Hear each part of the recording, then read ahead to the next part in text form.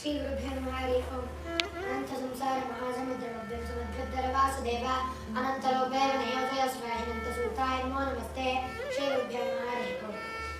ಒಮ್ಮೆ ಅನಂತ ಚತುರ್ದಶಿಯು ಭಾದ್ರಪದ ಮಾಸದ ಶುಕ್ಲ ಪಕ್ಷದ ಚತುರ್ದಶಿ ತಿಥಿಯಂದು ಮಾಡುವಂತಹ ಒಂದು ಭಗವದ್ ವ್ರತ. ಈ ವ್ರತದ ಹಿನ್ನೆಲೆ ಏನಂದ್ರೆ, ಒಮ್ಮೆ ಸುಮಂತ ಶಿಲೆಯನ್ನು ಇರ್ತಾರೆ.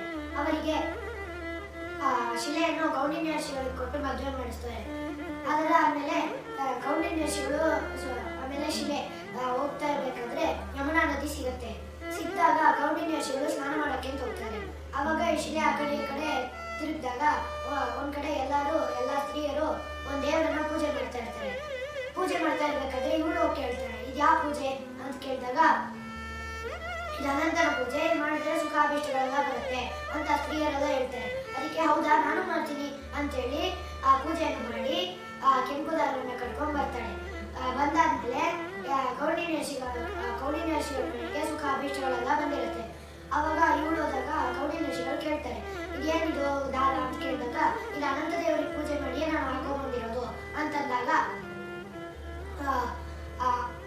ಕೌಂಡಿನ್ಯ ಋಷಿಗಳಿಗೆ ದುಡ್ಡು ಮೇಲೆ ಮದ ಹತ್ತಿ ಆ ದಾರವನ್ನು ಕಿತ್ತು ಬಿಸಾಕ್ತಾರೆ. ಕಿತ್ತು ಅನಂತ ದೇವರಿಗೆ ಅವಮಾನವಾದಂತಾಗಿ ಎಲ್ಲ ಸುಖಾಭೀಷ್ಟಗಳೆಲ್ಲ ಹೋಗ್ಬಿಡುತ್ತೆ. ಆವಾಗ ಕೌಂಡಿನ್ಯ ಋಷಿಗಳಿಗೆ ದುಃಖನೇ ಬರ್ತಾ ಇರುತ್ತೆ ಯಾವಾಗ ನೋಡಿದ್ರು. ಅದಕ್ಕೆ ಶಿಲೆ ಹತ್ರ ಕೇಳ್ತಾರೆ, ಏನಿದು ಹಿಂಗೆಲ್ಲ ಆಗ್ತಾ ಇದೆ ಅಂತ. ಅದಕ್ಕೆ ಶಿಲೆ ಹೇಳ್ತಾನೆ, ಇದು ನೀವು ಮಾಡಿರೋ ಅನಂತ ದೇವರಿಗೆ ಅವಮಾನ ಆಯ್ತು ಅಂತ ಹೇಳಿದಾಗ ಆ ಕೌಂಡಿನ್ಯ ಋಷಿಗಳು ಪಶ್ಚಾತ್ತಾಪ ಪಟ್ಟು, ನಾನು ಅನಂತ ದೇವರಲ್ಲಿ ಕ್ಷಮೆ ಕೇಳಿ ಬರ್ತೀನಿ ಅಂತ ಹೇಳಿ ಕಾಡಿಗೆ ಸಮುದ್ರಕ್ಕೆ ಎಲ್ಲ ಹೋಗ್ತಾರೆ. ಅವಾಗ ಯಾರು ಗೊತ್ತಿಲ್ಲ ಆಗ್ತಾರೆ.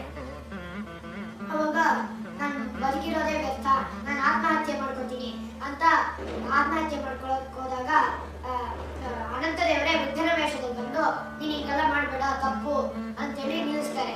ನಿಲ್ಲಿಸಾದ್ಮೇಲೆ ಸ್ವಲ್ಪ ಹೊತ್ತಾದ್ಮೇಲೆ ಸುಮಂತನಿಗೆ ಕೌಂಡಿನ್ಯ ಋಷಿಗಳಿಗೆ ಗೊತ್ತಾಗುತ್ತೆ, ಇದು ಬಂದಿರೋದು ಯಾರು ಅಲ್ಲ, ಸಾಕ್ಷಾತ್ ಅನಂತ ದೇವರೇ ಅಂತ ಅನ್ಸ್ಕೊಂಡಾಗ ಸಾಷ್ಟಾಂಗ ನಮಸ್ಕಾರ ಮಾಡಿ ಕೇಳ್ತಾರೆ, ತಪ್ಪಾಯ್ತು ಅಂತೆಲ್ಲ ಕೇಳಿದಾಗ